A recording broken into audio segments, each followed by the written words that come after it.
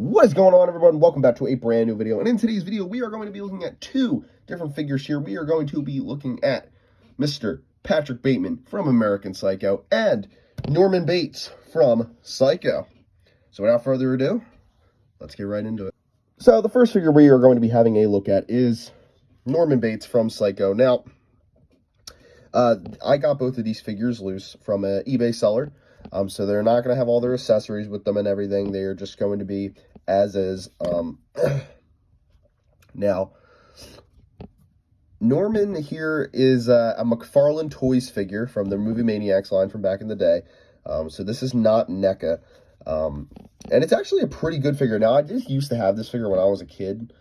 So I am aware it came with a sort of like a wig you can put on them, like a plastic wig. Obviously from the end of Psycho. Now, whoever sold this to me, I ended up gluing something into his hand, so I can't put anything in his hand. It's just kind of there.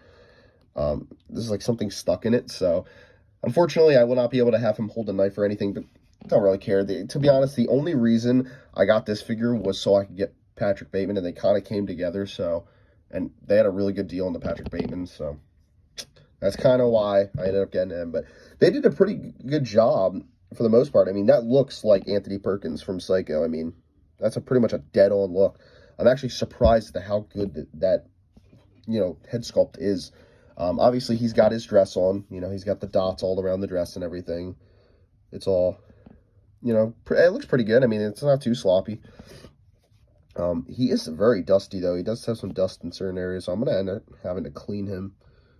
Just because of how old he is and, stuff like that. But, ultimately, he actually looks pretty good. I mean, for articulation, he's got a swivel at the head. His arms can turn around like this. This part of his arm can turn as well. It's a little stuck, again, because it's older. Same thing with this arm. Can turn all the way around. The elbow cannot turn on this arm, though. He's got wrist articulation, and he's got a little bit of leg articulation. His legs can actually turn all the way around, so... But yeah, and he's got some waist articulation. How did I not notice that? But aside from that, though, he is completely stacked, and you cannot move his knees in any way, shape, or form. You cannot put his arms down regularly. He is pretty much stuck in that pose, or like that pose, the entire time. But again, this is not really the figure I'm here to look at. Mr. Patrick Bateman here is the figure I was excited to look at. This is a fantastic figure. Still holds up to this day. If I'm being completely honest, I am a huge fan of Patrick Bateman in American Psycho. Love that movie to death. One of my favorite movies. And I think they did a pretty good job on this figure. Now, mine, unfortunately, does have like a scuff right here on the shoulder. Nothing really I can do about it. It's kind of just stuck that way. But overall, man, he's a pretty flawless-looking figure, just aside from that. Head sculpt-wise, it's pretty good. I mean... I'll tell you what, McFarlane Toys did a better job getting this to look like Anthony Perkins than NECA did getting this to look like Christian Bale. I mean, I like the hair is perfect. They did a really good job on the lips, but when I look at the eyes and the forehead, that I just do not see Christian Bale in that. Still a great looking figure, but I just do not see Christian Bale in that. They have him in this kind of strange pose where he's kind of like he's just got his arm up to his chest. I don't know why they went for that pose. He does got articulation in the wrists. He's got some head articulation. His arms can go all the way around like that. Does he have? He does not. Okay, he does not have a swivel at the elbow, I don't think. Yeah, he does not have a swivel at the elbow. A little bit of, ankle articulation, but aside from that, no leg articulation, no nothing like that, which is fine just because I like him. He's in a pretty straight up and down pose, and I mean, his one leg is forward, but it doesn't really bother me. Let's take a look at his hands now. I think his hand is hilarious. This is one of the ugliest hands I've ever seen on a figure. Like, I think he's meant to be gripping the nail gun. I think that's what they were going for here. Like, it looks like he was supposed to have, like, an extra finger, and then, like, they cut it off. Clearly, they had not nailed hands yet. I mean, he's got 5 fingers, but it looks like there was meant to be a 6, and they just cut it off, which is a bit strange. This hand definitely looks a little bit better. Doesn't look as bad as this one does. They did a good, they did a good job painting with the you know, the tie, the bow tie, or just the tie rather.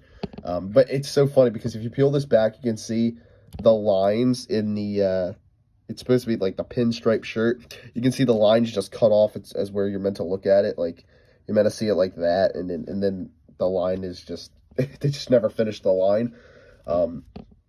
Obviously he's got his nice pinstripe suit on. Yeah, and I loved it. Like I love this figure. You know, it's old, it's charming. You know, it's got that charm to it just because it's older. And again, Patrick Bateman is, you know, one of my favorite. I guess I consider him a horror icon. You know, you know, and I love American Psycho. It's one of my favorite, you know, I guess a horror film. I mean, it's not straight horror. It's definitely not like slasher horror. I guess it's more of elevated horror. I would actually say American Psycho is kind of the pioneer of like elevated horror. You know, horror with some sort of psychological meaning behind it, not just a slasher. You know, running around killing people. But I definitely do love this movie, and this is like the only. You guys know me. I collect 7-inch figures. That's what I like. I like 6, 7, 8-inch figures is what I like. I don't particularly like collecting sideshows, and I've never bought a sideshow figure. I probably will never buy one because they're just. I think the prices are outlandish, and I don't like that scale of figure anyway. I prefer the 7 to 8-inch scale, and this is really the only Patrick Bateman figure you can get in this scale, and it's the original NECA Call Classics. You know, I really wish that line was still going today because they've released some awesome figures, and the only other Patrick Bateman item I have in my entire collection would be the Reflections figure up here, right there, from American Psycho. That is the only other Patrick Bateman figure I own in my collection. Aside from that, it's this guy, and I absolutely love him. He's become one of my new favorite figures in my entire collection. He is an absolute stellar figure. But he goes for, you know, so much on eBay, and I spent so long trying to find him, and I got a fantastic deal on him. But in order to get him, I had to get, you know, Mr. Anthony Perkins over here from Psycho. You know, because he just didn't come by himself, I guess. Now, he didn't come with any. Actually, he did come with one accessory, and it broke upon arrival, which sucks and is unfortunate. He came with his little headphones for his Walkman, but they did break, which I didn't care about. I don't really care about, you know, accessories. I have an entire gigantic fucking box right here full of accessories. I mean, it's huge. So I can always substitute other accessories from other figures that I've gotten, NECA figures and shit like that, and put them on him. So yeah, I hope you guys did enjoy this video. If you did, make sure to drop a like, comment, subscribe, and I'll see you guys in the next video. Bye, guys.